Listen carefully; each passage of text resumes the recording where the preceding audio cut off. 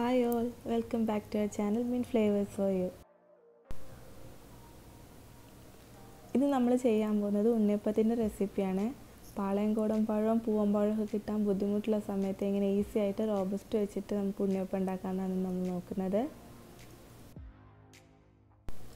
അപ്പോൾ നമ്മുടെ channel subscribe ചെയ്യാത്ത ആരെങ്കിലും ഉണ്ടെങ്കിൽ വീഡിയോ കണ്ട് ഇഷ്ടപ്പെട്ടൊന്ന് സബ്സ്ക്രൈബ് ചെയ്തേക്കണേ. കൂടെയുള്ള ചെറിയ ബെല്ലൈക്കനോട് എനേബിൾ ചെയ്ത് വെച്ചാൽ ഞാനിടുന്ന വീഡിയോസിൻ്റെ നോട്ടിഫിക്കേഷൻ നിങ്ങൾക്ക് മിസ് ചെയ്യാതെ കാണാൻ പറ്റും. അപ്പോൾ നമുക്ക് ഉണ്ണിയപ്പത്തിലേക്കുള്ള ശർക്കര ആദ്യം ഉരുക്കിയെടുക്കാം. ഞാനിവിടെ 2 അച്ച് ശർക്കരയാണ് എടുക്കുന്നത്. സ്ക്വയർ ടൈപ്പിലുള്ള ശർക്കരയാണെന്നുണ്ടെങ്കിൽ ഒരു 2.5 പീസ് എടുത്താൽ മതി. പിന്നെ മധുരമൊക്കെ എല്ലാവരുടെയും ഇഷ്ടത്തിനനുസരിച്ച് ഡിപ്പെൻഡ് ചെയ്തിരിക്കും. ഇതിലേക്ക് ഞാനൊരു 1/2 കപ്പ് വെള്ളം ഒഴിച്ച് കൊടുത്തിട്ടൊന്ന് മെൽറ്റ് ചെയ്യാൻ വേണ്ടി വെക്കുന്നുണ്ട്.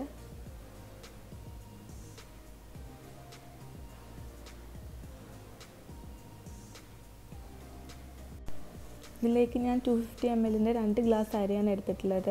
ഇത് നന്നായി കഴുകി ഒരു 4 മണിക്കൂർ കുതിരാൻ വേണ്ടി വെക്കണം നമ്മൾ. ഈ അരി നമുക്കൊരു മിക്സിയുടെ ജാറിലേക്ക് ഇട്ട് കൊടുക്കാം. ഇതിലേക്ക് 2 സ്പൂൺ ചോറും കൂടെ ചേർത്ത് കൊടുത്തിട്ടുണ്ട്. ആ വീഡിയോ എൻ്റെ അടുത്ത് മിസ്സായിട്ടുണ്ട്. ഇതിലേക്ക് ഒരു 7 ഏലക്കായ ചേർത്തിട്ടുണ്ട്. അപ്പം നമ്മുടെ ശർക്കര മെൽറ്റായിട്ടുണ്ട്. ഇനി ഇതൊന്ന് ചെറുതായിട്ട് തണിഞ്ഞ ശേഷം നമുക്ക് മിക്സിയിലേക്ക് ഒന്ന് അരിച്ച് ഒഴിച്ച് കൊടുക്കാം.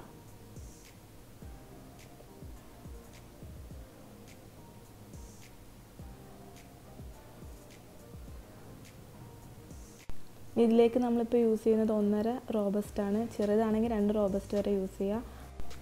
1/2 റോബസ്റ്റ് നമ്മൾ ഇതിലേക്ക് ഇട്ടിട്ട് നന്നായിട്ട് ഗ്രൈൻഡ് ചെയ്തെടുക്കുക. ഇനി എല്ലാം ഒന്ന് ഗ്രൈൻഡായ ശേഷം നമ്മൾ ഈ ജാറിലേക്ക് ഒരു 2 ടേബിൾ സ്പൂൺ വീറ്റ് പൗഡർ ചേർത്ത് കൊടുക്കുന്നുണ്ട്, ഗോതമ്പ് പൊടി. എന്നിട്ട് നമുക്ക് ഒന്നുകൂടി ഒന്ന് അടിച്ചെടുക്കുക. ഗോതമ്പിന് പകരം മൈദ വേണമെങ്കിൽ നമുക്ക് യൂസ് ചെയ്യാം. ഇപ്പോൾ ഇതാ നമ്മുടെ മാവ് റെഡി ആയിട്ടുണ്ട്. ഇനി ഉണ്ണിയപ്പത്തിൽ ചെറിയൊരു ബൈറ്റ്സ് കിട്ടാൻ വേണ്ടിയിട്ട് നമ്മൾ കുറച്ച് തേങ്ങാക്കൊത്തും എള്ളും ഗ്രേറ്റ് ചെയ്ത തേങ്ങയും കൂടെ ചേർത്ത് കൊടുക്കുന്നുണ്ട്. പിന്നെ നമ്മളൊരു പഴം കൂടെ ഇതിലോട്ട് ചേർത്ത് കൊടുക്കുന്നുണ്ട്. ഈ പഴം നമ്മൾ നന്നായിട്ട് കൈ കൊണ്ട് സ്മാഷ് ചെയ്ത ശേഷം ബാറ്റർ ഒഴിച്ച് മിക്സ് ചെയ്യുക.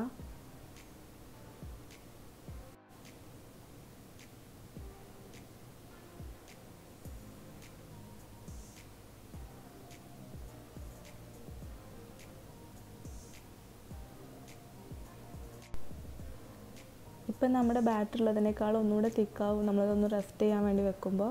ഇതിലേക്കൊരു 3 പിഞ്ച് നമ്മൾ സോൾട്ട് ചേർത്ത് കൊടുത്തിട്ട് ഒന്നുകൂടെ മിക്സ് ചെയ്യാം.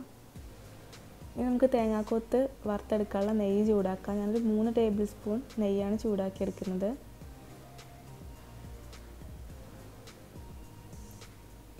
ഇതിലേക്ക് നമുക്ക് ഒരു 1/2 കപ്പിലും കുറച്ചുകൂടെ കൂടുതലായിട്ട് തേങ്ങാക്കൊത്ത് ഇട്ട് കൊടുക്കുക.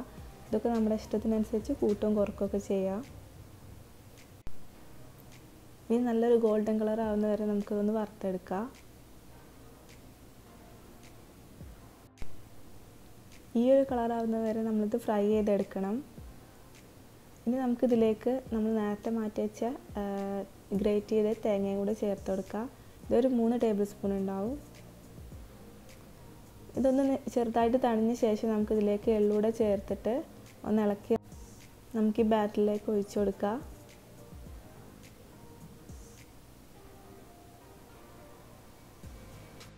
ഈ നന്നായി മിക്സ് ചെയ്ത ശേഷം നമുക്ക് ഈ ബാറ്റർ ഒരു 4 മുതൽ 5 മണിക്കൂർ വരെ റെസ്റ്റ് ചെയ്യാൻ വേണ്ടി വെക്കാം.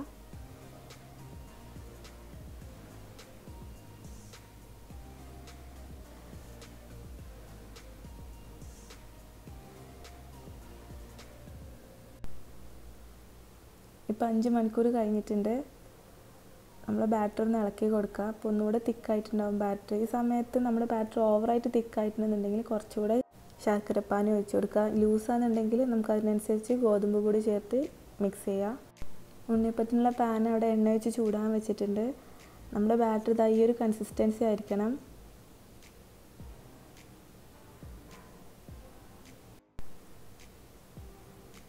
ഇപ്പോൾ ഓയിൽ ചൂടായിട്ടുണ്ട്. ഇനി നമുക്ക് മാവ് ഒരു ഗ്ലാസ്സിലേക്ക് ഇതുപോലെ ആക്കിയിട്ട് ഒഴിച്ചു കൊടുക്കാം. അപ്പോൾ നമുക്ക് സിമ്പിളായിട്ട് ഒഴിച്ചു കൊടുക്കാൻ പറ്റും.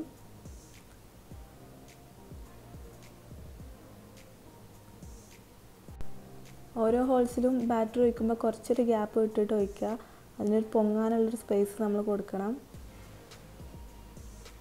ഒരു ലോ ടു മീഡിയം ഫ്ലെയിമിൽ ഇട്ടിട്ട് നമുക്ക് കുക്ക് ചെയ്തെടുക്കാം.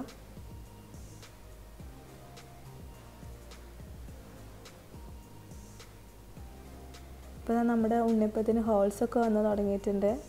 ഇനി ഒരു സൈഡ് നല്ല ഗോൾഡൻ ബ്രൗൺ ആയി തുടങ്ങുമ്പോൾ നമുക്ക് ഒന്ന് ഫ്ലിപ്പ് ചെയ്ത് കൊടുക്കുകയും ചെയ്യാം.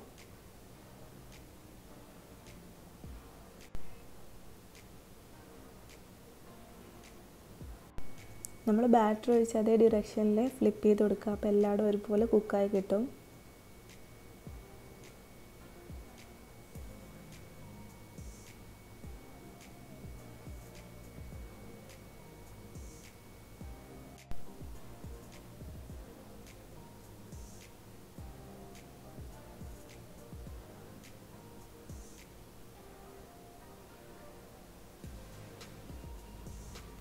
രണ്ട് സൈഡും നല്ലൊരു ഗോൾഡൻ ബ്രൗൺ ആകുമ്പോൾ നമുക്കിത് എണ്ണയിൽ നിന്ന് മാറ്റിയെടുക്കാം.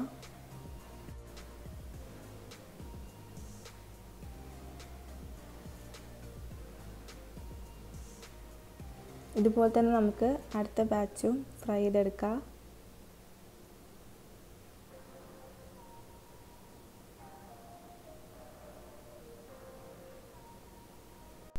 പാനിൻ്റെ ഹീറ്റ് നമ്മളെപ്പോഴും ശ്രദ്ധിക്കണം. കറക്റ്റ് ചൂടായാൽ നമുക്ക് ഉണ്ണിയപ്പം നല്ലപോലെ കുക്കായി കിട്ടുള്ളൂ.